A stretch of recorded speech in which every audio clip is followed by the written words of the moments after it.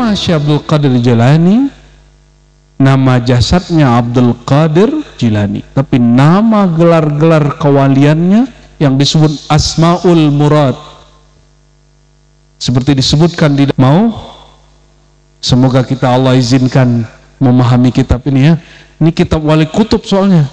Kalau kita nggak nyampe pemahamannya. Sayyidi Syekh Abdul Qadir Jilani qaddasallahu sirrahul aziz. Qala, ini tema tentang kapankah murid salik masuk kepada wilayah ruhaniyin. Ini kan masih alam syahadah nih, benar nggak? Nah, tubuh kita tercipta dari apa? Dari apa? Tanah. Tanah itu zahir apa batin? Zahir. Setelah ciptakan tubuh ini di kitab Sirrul Asrar ya, diciptakan tubuh ini dari tanah, dari air, dari api, dari udara. Udah jadi nih, tubuh udah jadi. Apakah Allah suruh malaikat sujud? Kapan disuruh sujud? Nafakhtu fihi min ruhi. Aku hembuskan kepada tubuh tersebut roh dari nafasku. Baru malaikat sujud. Malaikat sujud ke Nabi Adam. Malaikat selawat ke Nabi Adam. Mana yang lebih tinggi?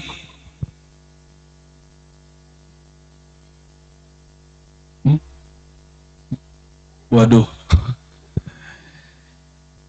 Malaikat sujud ke Nabi Adam. Ini pertanyaan saya salah mungkin. Malaikat sholawat ke Nabi Muhammad.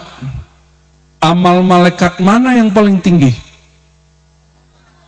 Ya iya Nabi Muhammad Sallallahu Alaihi Wasallam. Jadi malaikat yang sujud ke Nabi Adam, ternyata sujud itu ritual ibadah, tidak lebih tinggi daripada ritual ma'rifat. Ritual ma'rifat namanya sholawat. Maka siapa yang berzikir isim zat, isim jalalah, tidak ditutup dengan sholawat, pasti terbakar dia. Makanya kalau coba lihat ikhwan nih, sudah baiat, sudah talqin, tapi kok tambah emosi, kok merasa paling suci, karena dia zikirnya kebanyakan, sholawatnya kurang. 18.000 tahun zikir tidak pernah sholawat, makanya dia sombong. Nyambung? Connect? Nah, Allah tiupkan ruh. Ruh itu ditiupkan dari rohku. Rohku itu dalam ilmu hakikat yang dibuka Syekh Abdul Qadir Jilani itu disebut Abur Ruh. Abur Ruh itu Ahmad, ayahanda ruh atau ummur ruh Muhammad Sallallahu Alaihi Wasallam. Mungkin ruh kita ini semua adalah pecahan atau turunan dari ruh Sayyidina Muhammad Sallallahu Alaihi Wasallam. Jadi lebih tua Nabi Adam pada Nabi Muhammad secara rohani. Ruhnya, kalau tubuhnya tetap Nabi Adam, jangan salah ya. Kalau ruhnya, maka dalam semua kitab maulid Sayyidina Muhammad disebut Al-Ab Al-Akbar, Al-Ab Al-A'zam.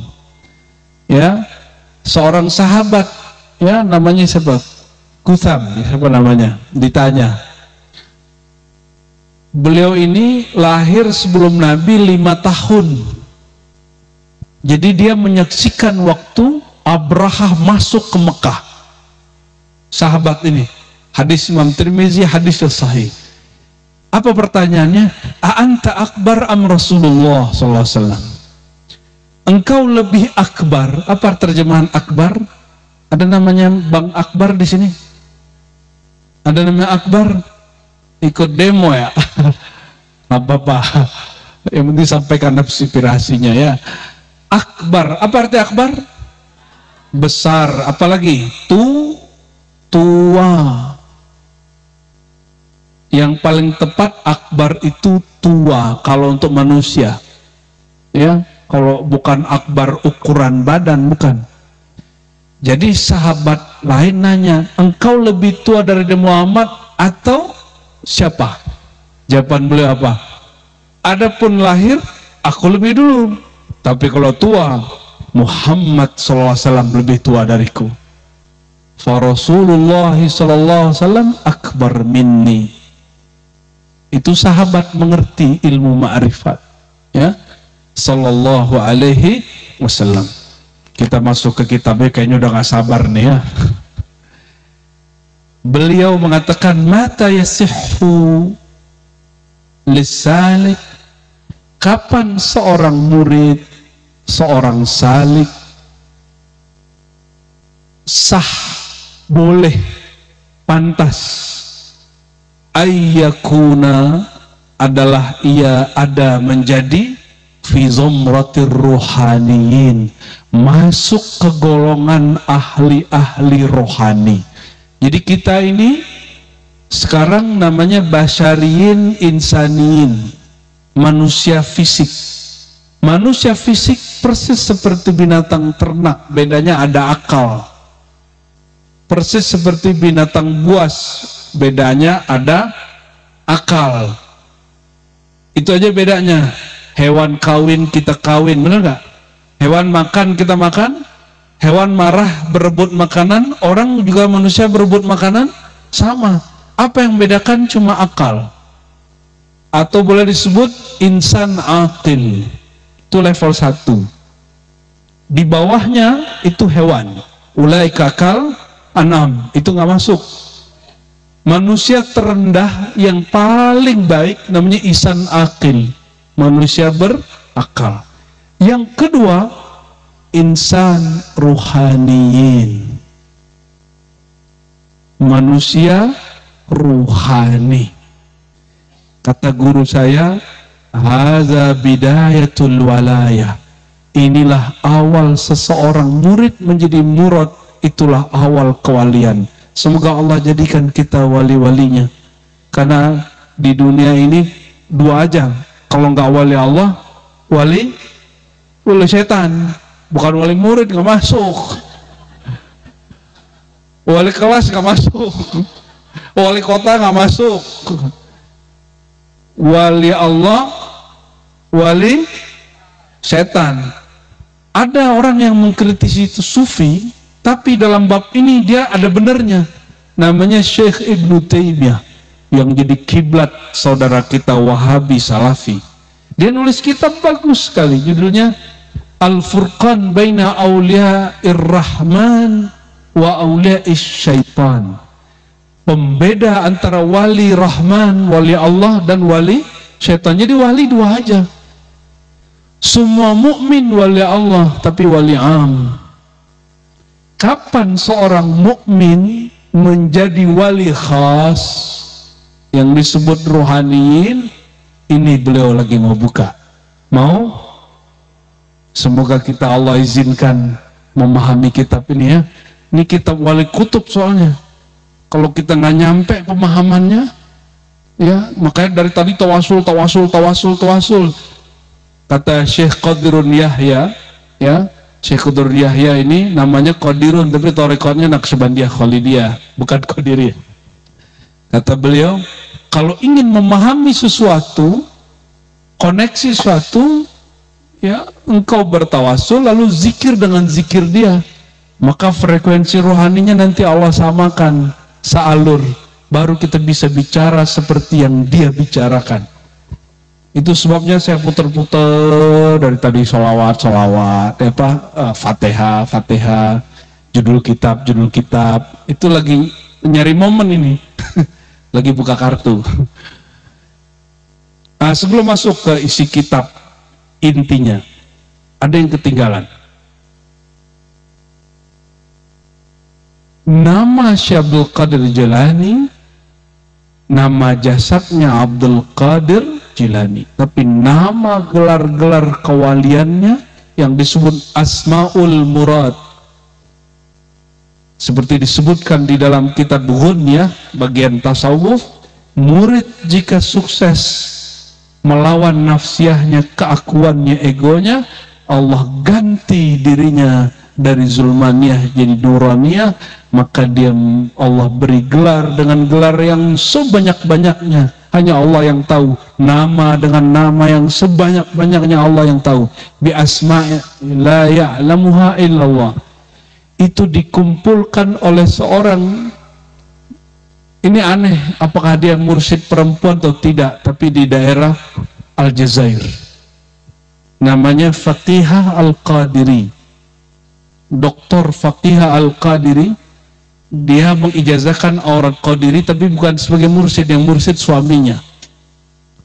Dia menulis kitab kumpulan aurat Qadiriyah.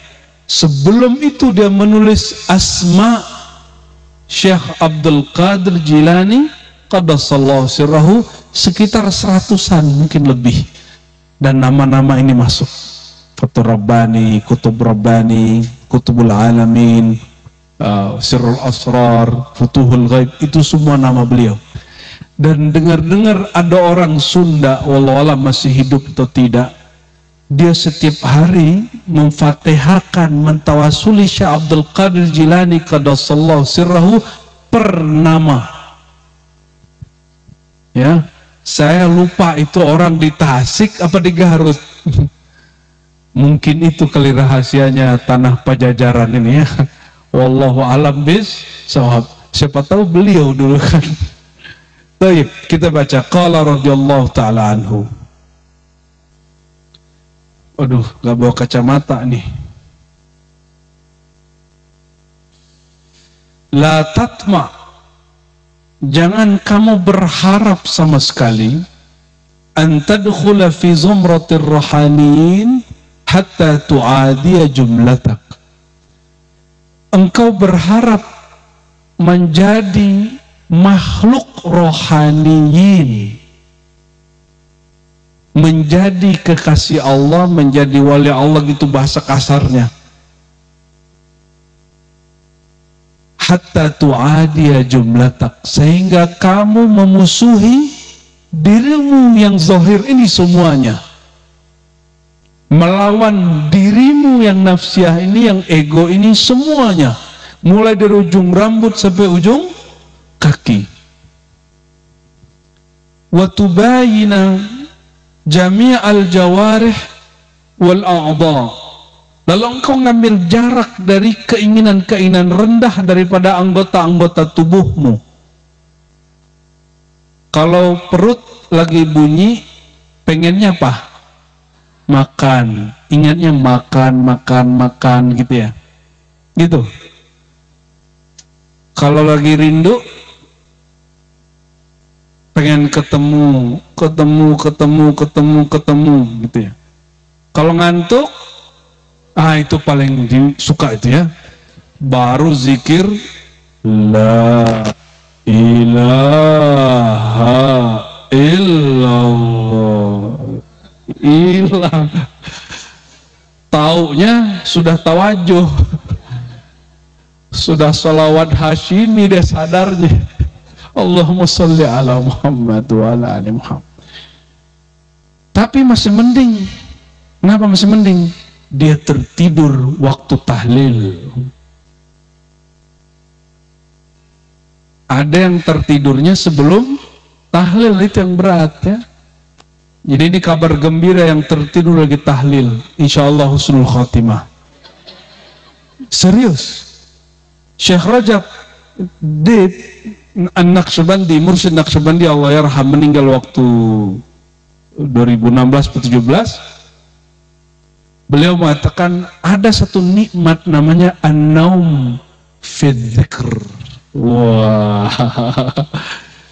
tidur di dalam ya nanti, tapi itu rahasia bapak-bapak kalau lagi khotbah.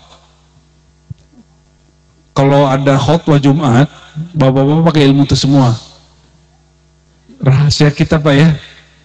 berangkat dari rumah kayaknya soleh, istrinya bilang, "Aduh soleh bener suamiku." Tahu-tahu, "Assalamualaikum warahmatullahi wabarakatuh." Selesai azan, "Innal hamdalillah." Dia baca bismikallahumma ahya wa amut.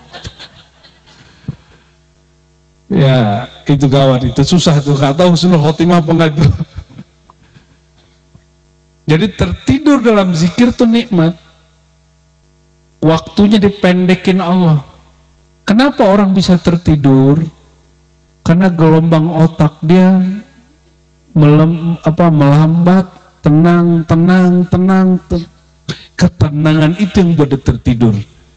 Makanya dulu guru kami, mursyid kami melarang bangunin orang lagi tertidur lagi zikir, kecuali jam sholat.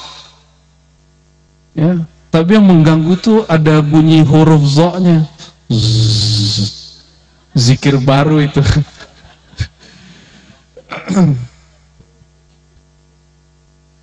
Apa kata beliau?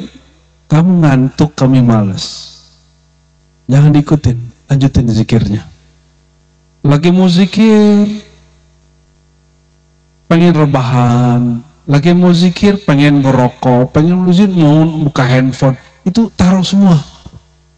Itu yang disebut tubayin jami'al jawari wal a'dha. Dunia nyata ini mesti kita talak dulu sebentar. Ditalak dulu sebentar, baru dia bisa menjadi ruhaniyun. Ya. Orang mati punya mata enggak? Tapi dia memandang. Kenapa dia mati tidak bisa memandang? Karena yang memandang bukan mata. Siapa yang memandang? Ruh. Jadi jangan khawatir kalau nggak buka handphone, kalau matanya ditutup. Allah nanti aktifkan mata yang sebenarnya mata, disebut basirah, ainul basirah. Percayalah itu. Kapan? Maharnya adalah ini.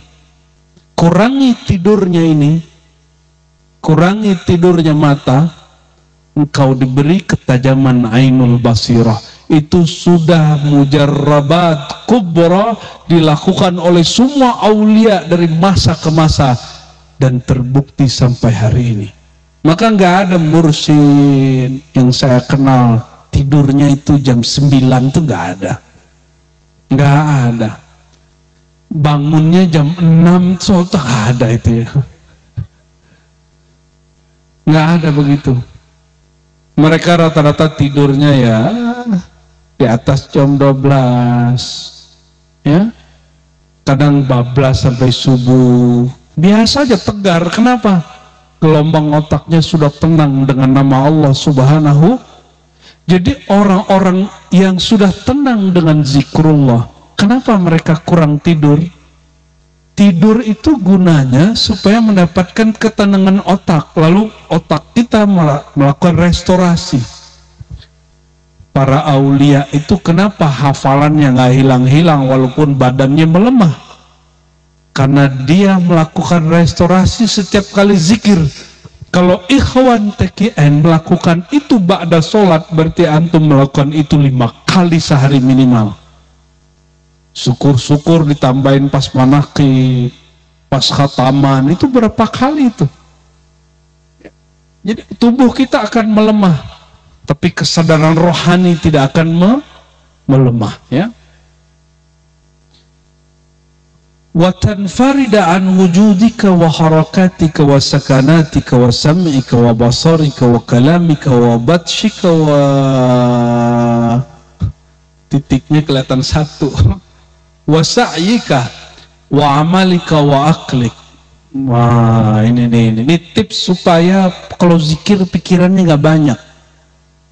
Sekarang mata kita tambah jauh karena ada namanya smartphone, betul nggak? Jadi sekarang kita duduk di sini kita bisa lihat Paris, Jakarta, kan kasaf semua tuh, betul ya? Ngeri orang hari ini, ahlul kasyaf. Tapi torikohnya al-YouTubiyah wa Instagramiyah. Itu Fatihahnya gimana itu Ustaz? Ila hadrati Syekh. Nah, nggak bisa, nggak masuk, namanya nggak masuk. Ya, Syekh Google nggak masuk. Nama syayatin itu.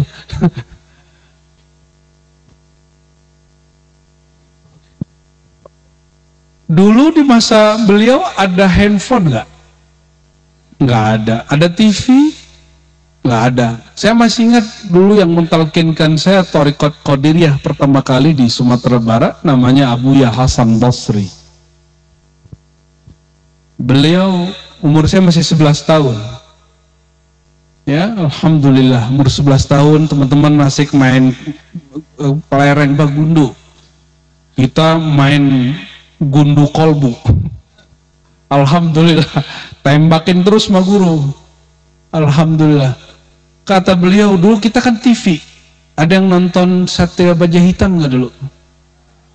212? Iya betul ya? Wiro Gila, Wiro Sableng, apa si buta? Ternyata kita seumuran semua. Ternyata aku nggak kesepian di sini ya. Ada orang seumuran kita di sini. Kata guru kita dulu apa? Sekarang guru-guru ini, mursyid-mursyid ini sudah digantikan oleh guru kotak katanya. Saya bingung, guru kotak itu apaan? Ternyata TV. Oh, tapi beliau ngomong dulu, nanti guru kalian lebih kecil dari ini. Bisa dibawa kemana-mana. Kita nggak ngerti kan, belum tahu ada handphone saat itu. Kejadian hari ini. Jadi aulia Allah itu, karena dia dengan ainul basirah, pandangannya itu diperpanjang. Melihat sesuatu sebelum terjadi. Ya, semoga para guru kita Allah berkahi ilmu-ilmunya, Allah cahayai kuburan-kuburannya, amin ya rabbal, sehingga al-madad mengalir terus kepada kita, amin ya rabbal alamin. Kata beliau, hendaklah engkau tanfarid, engkau memisahkan diri, ya, atau infirat, ya, keluar dari wujudmu. Jangan merasa wujud. Jadi kalau nggak disapa orang, nggak ada harga orang, ya sudah. Kita ini wujudnya mumkinul wujud dalam akidah Ahlussunnah. Apa arti mumkinul wujud? Boleh jadi ada, boleh jadi tidak. Pada dasarnya kita tidak ada wujud. Lalu Allah wujudkan dengan kudrat iradatnya, kalamnya kun, maka kita menjadi ada, fayakun. Berarti al-aslu fina khair mawjud, kita awalnya tidak ada. Maka Imam Abu Yazid Al-Bustami, Junaid Al-Baghdadi, lalu diulang oleh Ibnu Ta'ala Sakandari. Apa kata mereka semua? Wujuduka dzanbun la yuqasu alaih. Engkau merasa dirimu berwujud, kamu punya nasab, kamu punya jabatan, kamu punya gelar wakil ini, wakil itu, kamu dapat sanad ini, sanad itu, ijazah ini, ijazah itu, mimpin majelis ini, majelis itu, jabatan, semua itu zandun, itu dosa. Merasa sedikit saja dosa. Ini yang dosa yang nggak disadari. Itu yang mesti diulang-ulang di istighfar kita harusnya. Wujuduka dzanbun la yuqasu alaih. Itu tidak dapat dikiaskan, saking dosanya besar. Yang boleh wujud itu hanya Allah, wajibul, maka kita ini mumkinul wujud, hanya diwujudkan. Maka merasa diri ini wujud boleh dengan satu syarat, bahwa wujudnya ada limpahan dari yang maha wujud, baru boleh. Orang yang merasa wujudnya limpahan dari Allah, wajibul wujud, baru itu wujuduka thawabun wa nurun. Wujudmu adalah pahala, derajat dan nur. Hujan lagi. Alhamdulillah, ya. Apakah? Oke. Nah, kalau nanti basah, nanti biar saya ke depan dikit biar kena basah juga. Kalau nggak itu buka dulu ini. Waharokatika, keluarlah dari gerakmu, jangan merasa punya jasa. Saya yakin pergerakan yang sudah diwariskan beliau ini sudah banyak yang punya dedikasi dan jasa, betul nggak? Tolong jangan merasa punya jasa. Kata Syekh Abdul Qadir Jilani, diulang lagi oleh Ibnu Athaillah, tanda-tanda orang diterima jasanya, dia merasa tidak berjasa. Adamu syuhudil amal, dia tidak memandang dia berjasa. Jangan ngomong aku ini sudah jadi sesepuh majelis sekian tahun, jangan ngomong begitu. Ada sedikit bahasa begitu, Anda kecewa. Hati mulai sakit, perpecahan mulai semua. Kita lagi jalan nih, kan di baju kita kan nggak ada tulisan kan, fulan pengurus 15 tahun, nggak ada kan? Jadi kalau orang nggak kenal sama kita kan nggak apa-apa. Orang ketemu kita dia nggak salaman, dia nggak tahu ini orang baru datang, nggak ngargain kita. Bukan dia nggak ngargain, dia tidak kenal kamu. Rasulullah itu kalau jumpa, jangankan pejabat penguasa, jumpa Arab Baduinya Pak duluan. Ini baru berkhidmat berapa tahun udah pengen disapa duluan. Nabi ketemu Arab Badui tidak terdidik. Apa kata Nabi? Wahai saudaraku, ya, malah ditawarin macam-macam. Nih, kamu mau makan apa? Malah kemudian Nabi nanya, kamu percaya nggak aku Rasulullah? Si Arab Badui lihat, kalau pohon itu bisa kamu pindahin ke sini, aku percaya kamu Rasulullah. Betulan Nabi panggil pohonnya, karena pohon itu baca salam ke Rasulullah. Assalamualaikum ya Rasulullah. Itu pohon tidak punya kaki, boleh jalan kaki. Sallallahu alaihi wasallam. Keluar dari merasa berjasa. Wasakanatika, keluar dari zona aman. Ngantuk tidur kurangi, makan lapar makan kurangi makannya. Ini kalau ingin bagus qiyamul lail mujahadah, kurangi makan nasi. Ya, nanti kalau bikin mujahadah kurangi porsi nasi, karena nasi itu karbo, isinya gula. Itu yang bikin darah kita beku, kita jadi ngantuk, males-malesan. Akhirnya baru zikir sebentar udah pengen ke belakang, pengen buang air kecil, ya. Jadi siapapun yang punya tugas bikin khataman, kalau bisa banyakin yang nabati-nabati yang lain, direbus-rebus, ya. Tapi yang rebusnya cari dulu, jangan yang bikin kentutnya besar. Jadi nabat ini tidak semuanya juga aman untuk para ahli wirid. Dulu sebelum Greek, namanya Pitagoras. Pitagoras ini pengikut Nabi Sulaiman. Dia melarang muridnya makan hewan, tapi tidak hanya hewan, nabati yang bersifat kacang-kacangan. Kenapa? Kacang-kacangan bikin gas perut dan gas kentut. Jadi baru aja duduk, ada sesuatu yang bergerak, akhirnya batal. Ya, kurang itu. Terus bagusnya apa? Kalau kata orang Jawa, tirakat mutih. Mutih itu bukan makan nasi, tapi ngerowot. Pernah dengar ngerowot nggak? Makan jagung.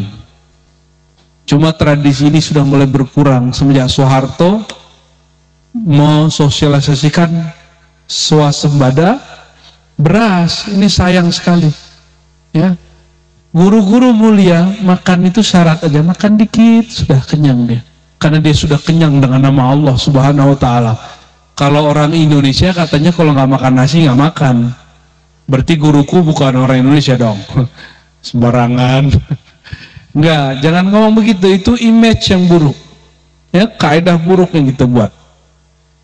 Jadi keluar dari zona aman, dan zona nyaman. Kalau ingin jadi rohaniun, musim-musim begini kita ingin membahagiakan pesantren, guru kita, keluarga guru kita, kan pengennya di rumah aja hujan-hujan begini, benar nggak?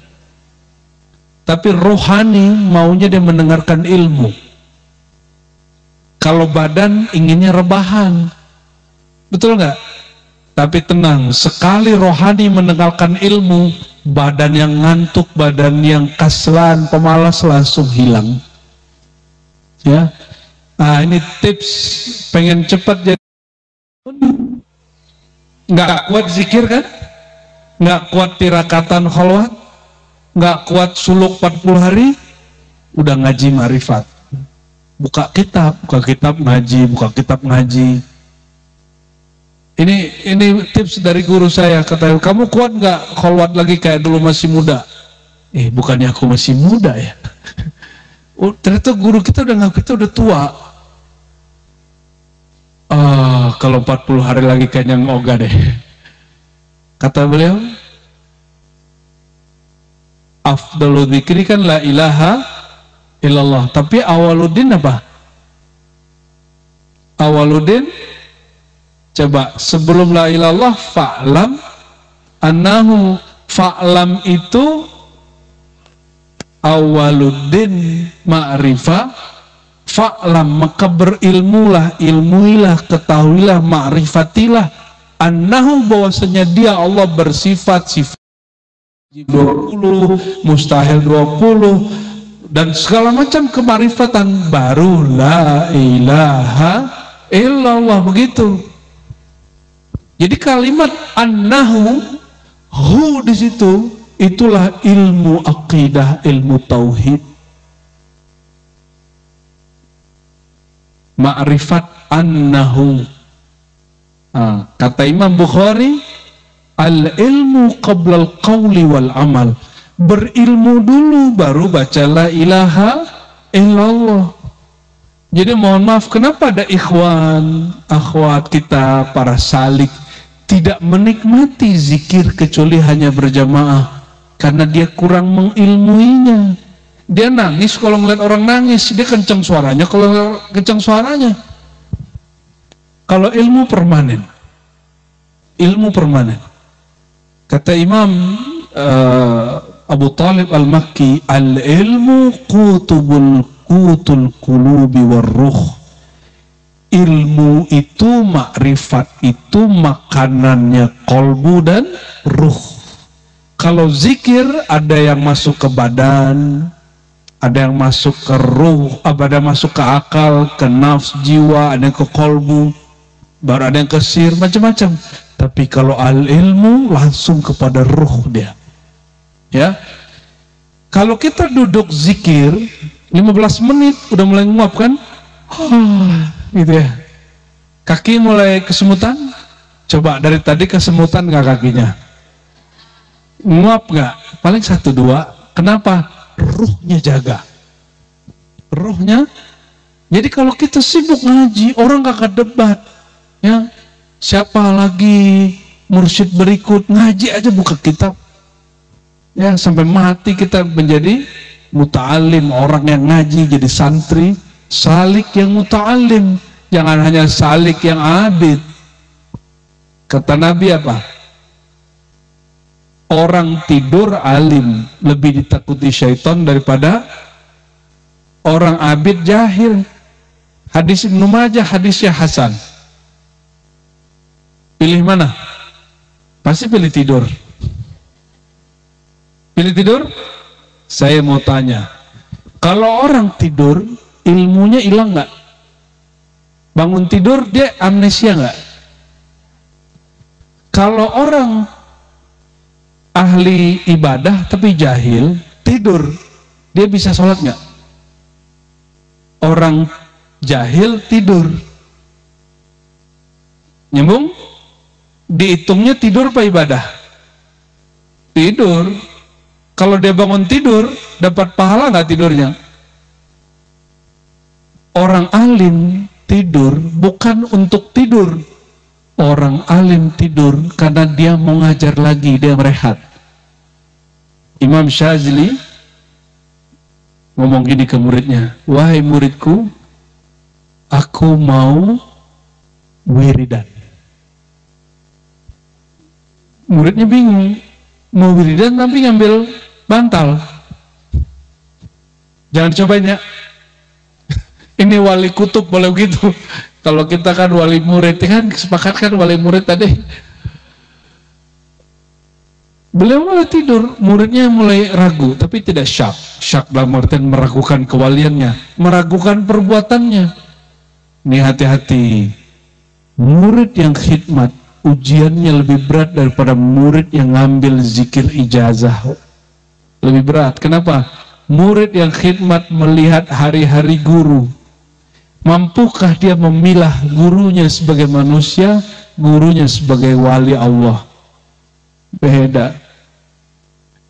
Nabi Muhammad pernah sakit? Pernah, sebentar. Nabi Muhammad pernah lelah? Lelah. Manusia, tidur. Nikah, cerai, punya anak, begitu. Bekerja, begitu Nabi. Manusia. Apalagi guru kita. Maka jangan mengkultuskan guru di atas sisi manusiawi. Dia sakit, mah sakit aja. Ya.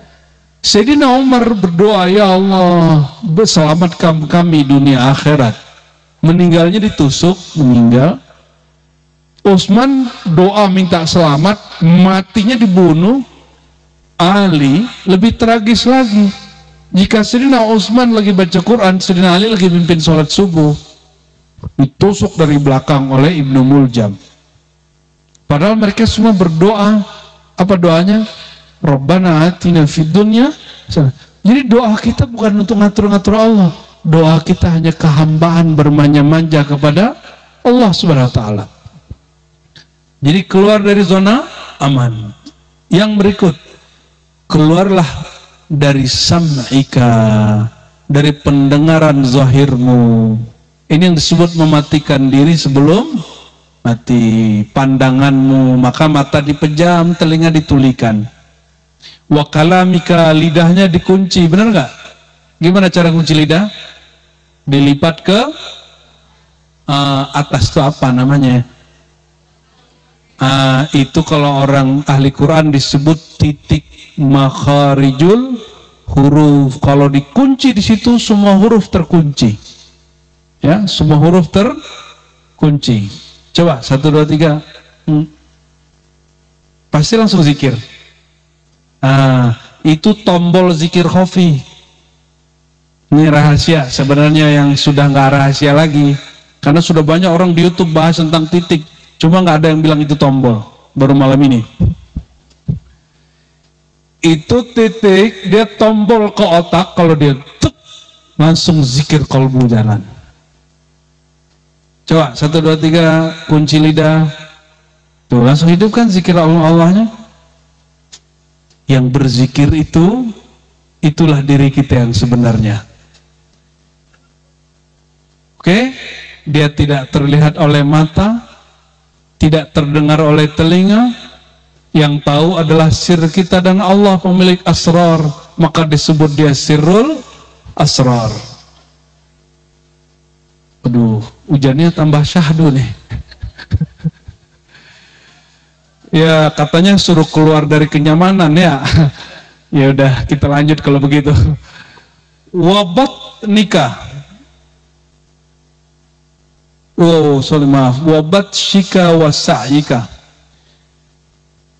Kerasmu dengan batas ini, kekuatan tangan memukul. Maksudnya keluarlah dari emosimu. Wasa'ika, keluarlah dari masa berjasamu. Wa amalika wa aklik, keluarlah dari merasa beramal. Keluar dari merasa aklika, merasa pintar. Jadi mohon maaf, kalau ada doktor, profesor ngambil talqin merasa dirinya dokter, zikirnya tembus nggak? Dia menikmati talqin nggak? Pasti tidak. Berarti dia belum masuk satu bab sebelum talqin, yaitu taubat.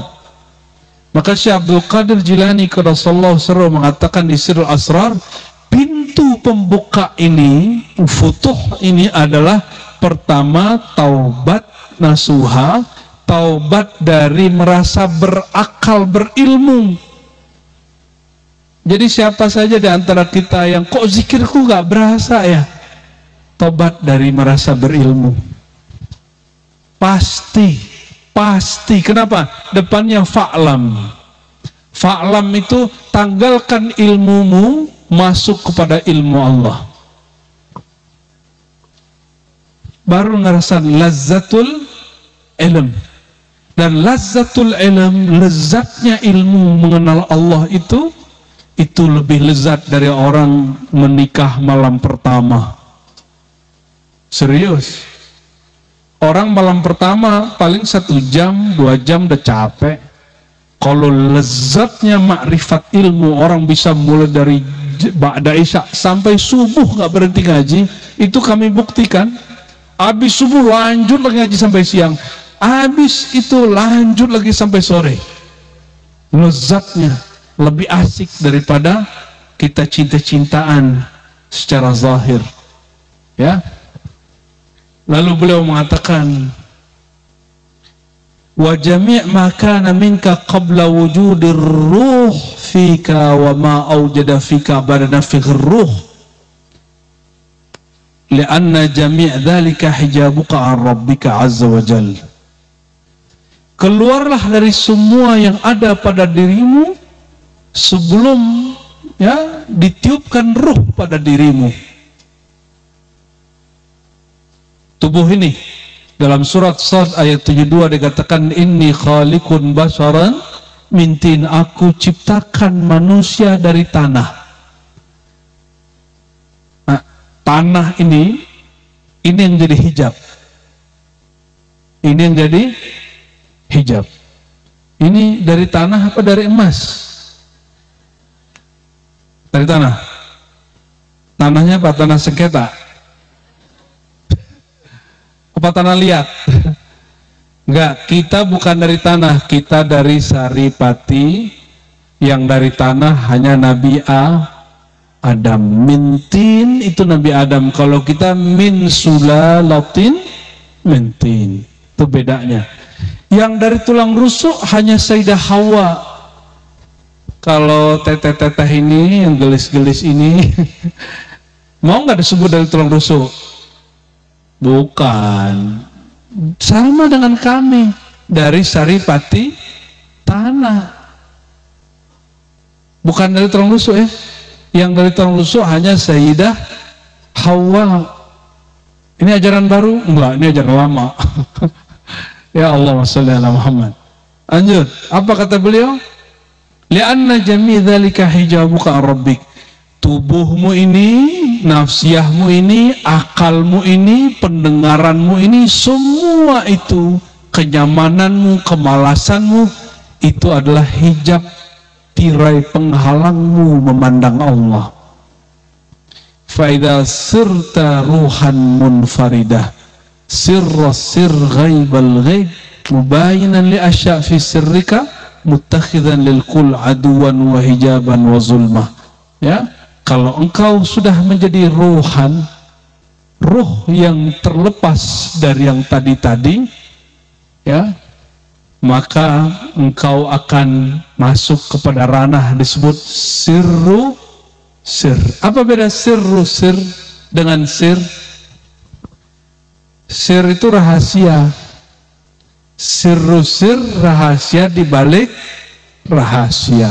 Ada lagi sirrul asrar, beda lagi.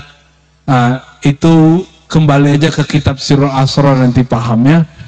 Kita baca lagi kitab berikutnya sedikit lagi, paragraf sedikit lagi.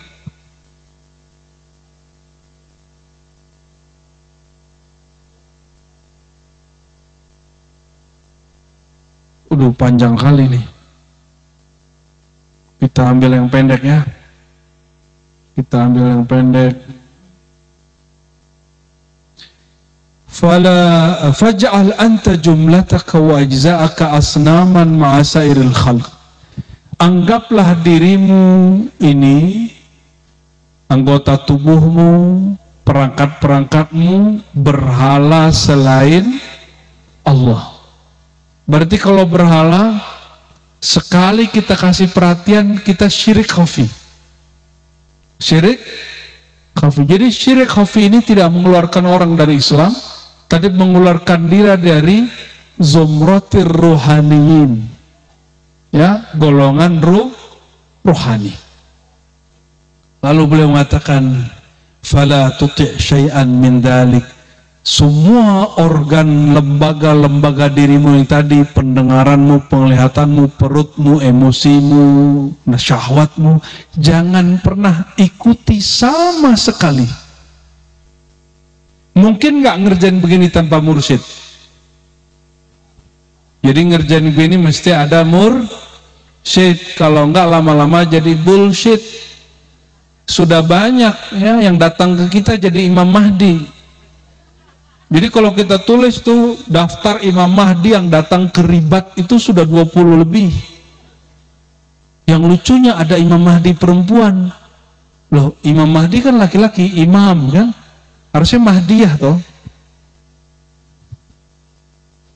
Yang paling mengerikan teh, ada datang ke kita terus bilang, kamu adalah suami sejatiku. Wahai pangeranku, Mahdiku. Loh, aku diangkat jadi Imam Mahdi. Kalau kita diangkat jadi Mahdi, dia siapa? Kalau ada orang angkat Imam Mahdi, berarti dia lebih tinggi dari Imam Mahdi dong. Perempuan lagi, mengerikan. Itu namanya cinta bermodus kemahdian.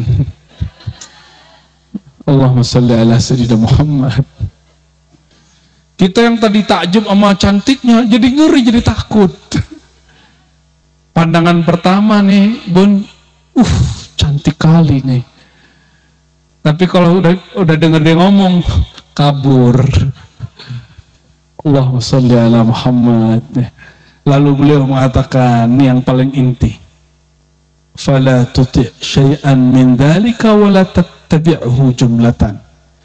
Karena pangersa Abah sudah mengurai khalwat suluk menjadi amalan ba'da sholat, maka semua ikhwan, akhwat, TKN adalah pengamal suluk khalwat yaumiyan, hari-harian, yaitu setiap ba'da sholat. Ya, mirip dengan guru saya dulu yang mentalkin tarekat Qadiriyah Samaniyah. Kata beliau, suluknya kita bukan di gunung, bukan di kelambu, kata beliau dulu, tapi setiap ba'da sholat lalu bergabung dengan ramainya orang, al-khalwah fi jalwah, berkhalwat bersama Allah di keramaian makhluk. Itu bahasa beliau. Sepertinya itu manhajnya pengersa Abah, ya. Jika engkau melakukan melawan nafsiyah dirimu yang tadi tuh, mata pengen tidur.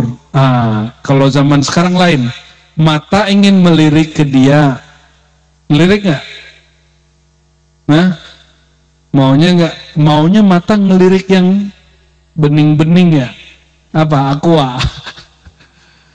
Mata maunya melihat yang buka aurat.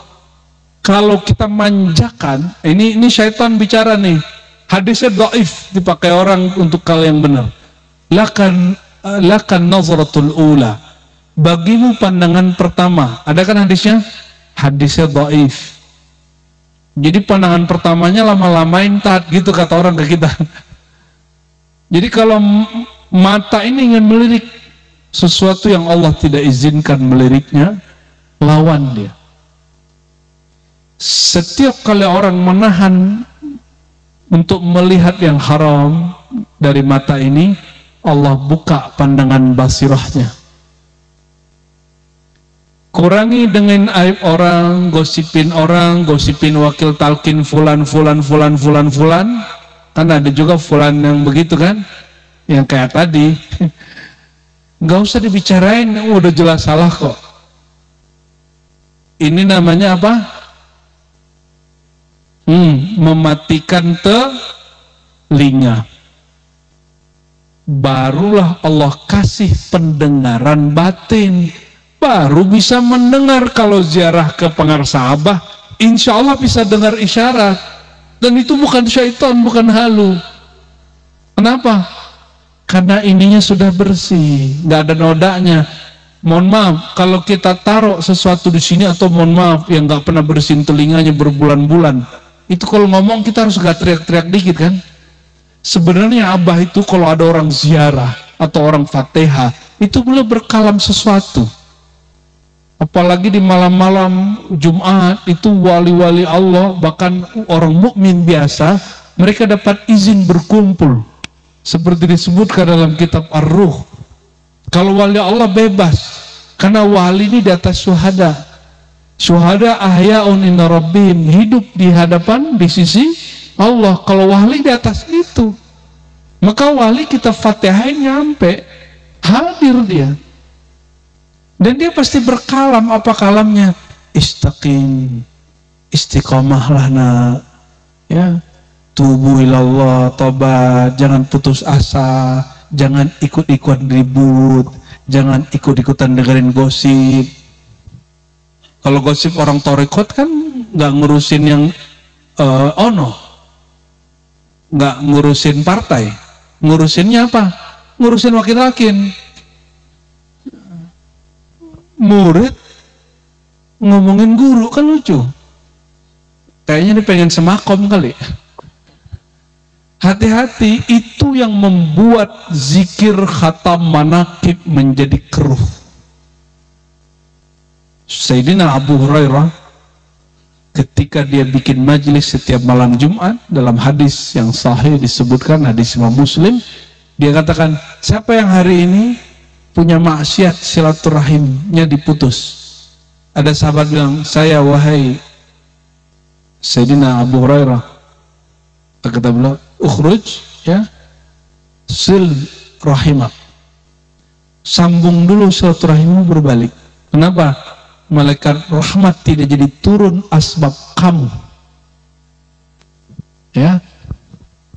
Jadi mohon maaf sekali, mohon maaf ya, banyak majelis-majelis zikir, zikir torikom, zikir sholawat itu rusak, keruh, karena yang masuk tidak membersihkan lisannya, pendengarannya, pandangannya sebelum masuk. Hati-hati, hati-hati benar. Jadi sudah benarlah, kalau mau masuk kita taubat dulu ya, astaghfirullah. Dan beliau mengatakan ya, kalau engkau tidak mengikuti dirimu yang zahir ini, egomu, nafsumu, fahina idzin tu'min alal asrar wal ulum alladuniyah, ta'man ya, fahina idzin ta'man alal asrar wal ulum alladuniyah ma'as wa gharaibiha. Di saat itulah engkau baru menjadi orang yang aman, amanah untuk menerima rahasia-rahasia Allah. Jadi kalau kita ini suka ngomongin orang, baru dapat rasa sedikit kita ceritain ke orang. Tapi kalau orang yang bisa lisannya dijaga, pendengaran dijaga, dia merasakan suatu, menyaksikan ruh ini hadir, dia nggak perlu cerita ke orang, cukup dia simpan di dalam dirinya. Kalaupun cerita hanya kepada gurunya, bukan cerita ke teman, nanti temannya ngayal, wah kenapa ya dia bisa melihat aku enggak, itu sedih loh ya, betul nggak? Tahu-tahu yang dilihat bukan rohaniah nuraniyah, tapi ruhaniyah syaitoniyah. Nauzubillah summa nauzubillah. Orang kalau sudah sampai begini, yaridu ilaika at-takwin, baru kamu dikasih sirkun fayakun. Di saat itu baru terjadi kharqul adat. Ya, karomah-karomah itu mudah, kata beliau. Yang paling sulit itu melawan diri. Kalau kharqul adah mudah. Ini contoh, ini bagian penutup, ya, bagian penutup. Kita diganggu orang. Ini ahli zikir nih, pulang khataman manakib, ahli zikir pulang pakai mobil, di stop orang, ingin dijarah orang. Di saat ingin diganggu orang, datang nih silsilah Syekh Abdul Qadir Jilani. Padahal belum tentu beliau. Nawarin, mau nggak kamu itu nggak ganggu kamu, aku habisin. Jawabnya gimana? Mau, ya kan? Diganggu sama orang sebelah atau diganggu sama orang sebelahnya lagi zikir, datang makhluk ngomong, kamu diganggu orang itu, maukah kamu aku bantu untuk menghancurkan dia? Pasti bilang iya, karena sudah banyak yang datang ke kita bangga sekali kalau ngomong ini, Ustadz, kalau ada orang yang ganggu aku pasti mati. Bangga dia. Ada orang ngaku ya kepada kami nih, Ustadz, saya ini kalau ada yang coba colek-colek saya, masuk ke dalam kalang tanah. Saya nggak ngerti kalang tanah maksudnya apa. Ternyata mati. Ya. Baik, syukuran. Emang kita juga mau habis ngajinya. Jadi dia mengira orang kalau ada yang celaka karena dia, itu karena dia penting. Hati-hati. Itu istidraj. Ada nih, mohon maaf, karena suka zikir la ilaha illallah, suka khataman, suka manakib, terus ada orang ganggu. Tuh, coba-coba ganggu ahli manakib, sengsara kan hidupnya. Nah gitu. Orang-orang begini nggak akan diberikan karamat. Karamat tertinggi bukan jalan di atas air, bukan nggak kebakar api, bukan.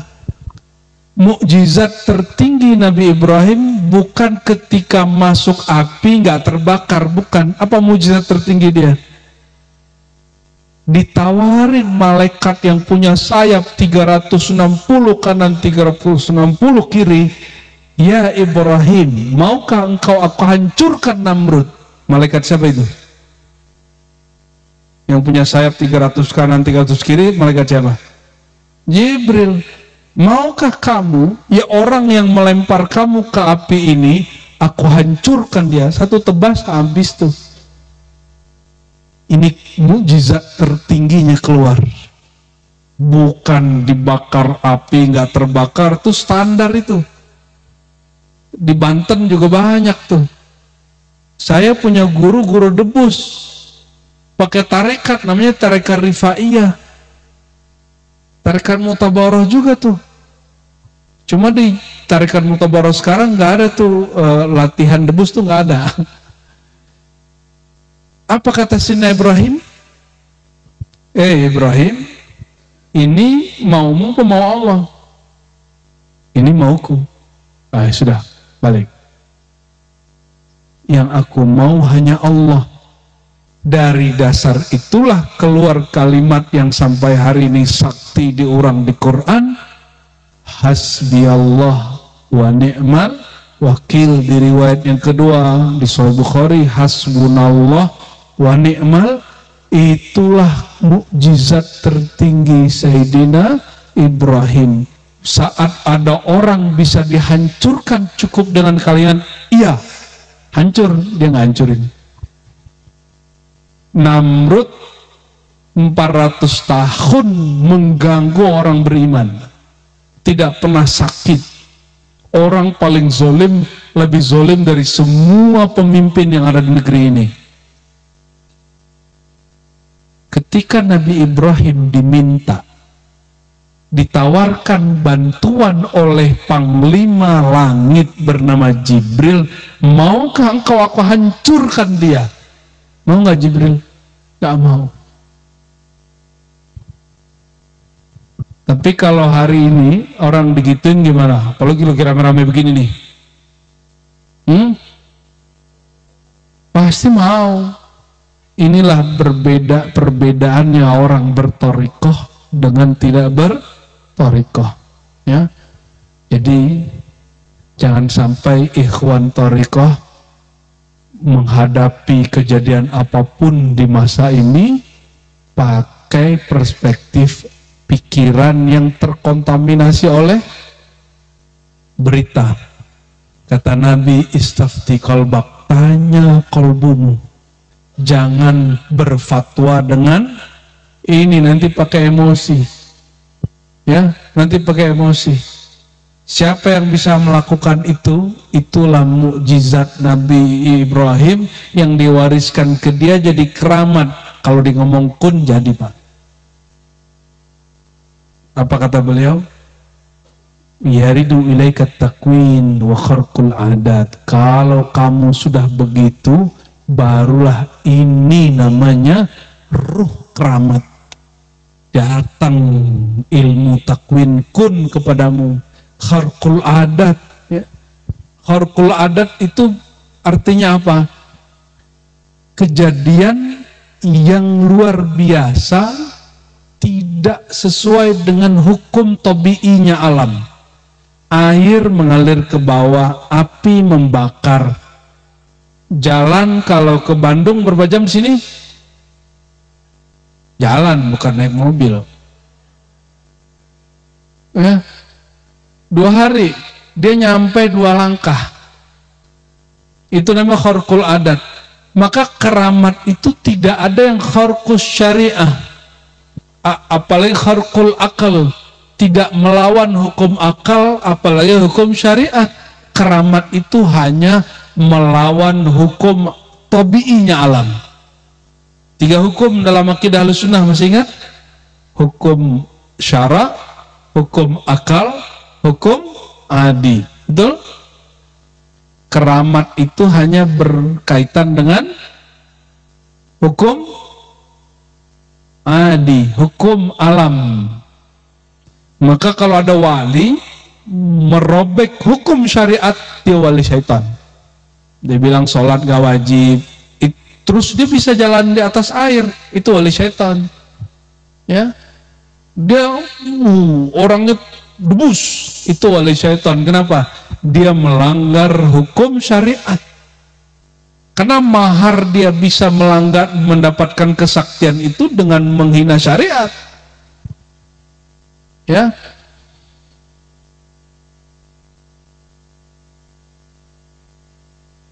Fatakuna fi hadhil halah ka'annaka ahyaita ba'dal maut fil akhirah. Inilah yang disebut engkau mati sebelum mati. Tapi ada tambahannya, ahyaita ba'dal maut atau uhyita ba'dal maut fil akhirah. Engkau dihidupkan kembali sebelum dihidupkan di alam akhirat sana. Saya masih ingat Buya Hamka dulu pernah datang ke sini, ya. Buya Hamka dari kampung kami, ayahnya pendiri Muhammadiyah di Sumatera Barat. Beliau, ayahnya ternyata punya ayah lagi, kakeknya Buya Hamka itu mursyid 3 thariqah, Naqsyabandiyah 3 thariqah. Jalurnya ke Said Ahmad Zaini Dahlan, dan juga ada satu lagi Qadiriyah, ya, 4 thariqah berarti. Tapi ayah penijazah dia nggak pakai. Dia sibuk mengkritisi para mursyid yang terjebak bid'ah. Ayah dia, Haji Rasul namanya. Maka Buya Hamka tidak sempat mengambil talqin baiat zikir kepada ayahnya, apalagi kakeknya. Kapan dia dapat talqin zikir? Ketika dia jadi ketua MUI di sini, di Indonesia. Maka beliau dikasih tongkat oleh Abah, ya, betul ya, kasih tongkat oleh Abah. Saya dengar dari orang yang thiqah mengatakan setelah ditalkin oleh Abah, beliau menyebutkan tiadalah Hamka kecuali hampa. Itulah mati sebelum mati, dan dia hidup lagi menjadi orang-orang akhirat yang hidup di dunia. Nah, semoga yang hadir ini adalah makhluk-makhluk akhirat yang hidup di sekarang. Ya, amin. Dan beliau tutup dengan kalimatnya. Ini bukan tutup sih, masih pertengahan, tapi saya tutup di sini, ya. Fatakuna kulliyatuka qudratan tasma' billah wa tantiqu billah wa tubsiru billah wa tubtishu billah wa tas'a billah wa ta'qilu billah, sampai akhir kitab. Apa kata beliau? Kalau engkau sudah mati sebelum mati, kalau engkau sudah melawan hawa nafsumu dengan sepenuh hati, Allah hidupkan dirimu kembali, tapi pendengaranmu bukan lagi pendengaran nafsiyah, itu sudah pendengaran ruhiyah. Pandanganmu bukan lagi pandangan jasadiyah alam syahadah, pandanganmu sudah pandangan ruhiyah. Jangan bayangkan ruhiyah di sini melihat yang gaib-gaib hantu, enggak. Kita enggak ada urusan sama jin. Musuh kita bukan jin, bukan genderuwo, bukan kuntilanak. Musuh kita syaitan. Jin kuntilanak bukan syaitan, mereka jin. Syaitan itu musuhnya para nabi, musuhnya para wali. Sedangkan jin ada yang murid, jadi muridnya Nabi Muhammad SAW. Jadi ikhwan wal akhwat fillah, semua para salik, semoga sedikit membaca kitab ini, bertabarruk, beristifadah dari kitab Wali Kutub Sultanul Awliya Syekhul Masyayikh Al-Ghaus Al-Azam Sayyidina Muhyiddin Ibn Abdul Qadir Jilani Qadassallahu sirrahu, menjadi awal kesadaran rohani kita kembali. Dan saya berharap janganlah bicara yang bukan wilayah kita. Jangan bicara lagi siapa pelanjut, mohon maaf ya, mohon maaf sekali. Jangan bentrok lagi, nggak usah konflik dengan yang mengaku mursyid, nggak usah ya. Apalagi yang sudah ngangkat Imam Mahdi, nggak usah, biarin aja deh, udah biarin ya. Alaika nafsak, urus diri sendiri ya. Pakai kalimat tadi, kita nggak usah sibuk dengan orang, sibuk dengan aib orang, berarti lupa dengan aib sendiri. Saya minta ampun kepada Allah kalau saya pernah membicarakan itu. Saya minta ampun kepada Allah kalau pernah memandang remeh siapapun. Dan saya minta ampunkan juga untuk kita semua. Semoga Allah mengampuni dosa yang kita sengaja, dosa yang kita tidak sengaja. Semoga Allah angkat kita dari darajah salik menjadi ruhaniyin, dari murid menjadi murad, jadi pemalas menjadi semangat nasyat wal istiqamah.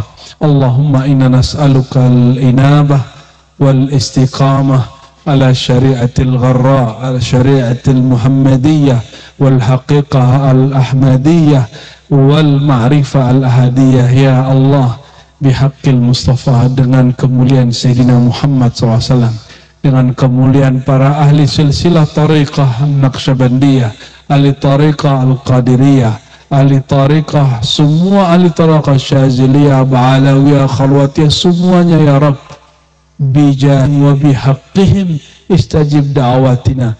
Izinkan kami mempunyai dua hal saja minimal ya Rabb: al-inabah, ya, kesadaran yang murni, taubat yang nasuha,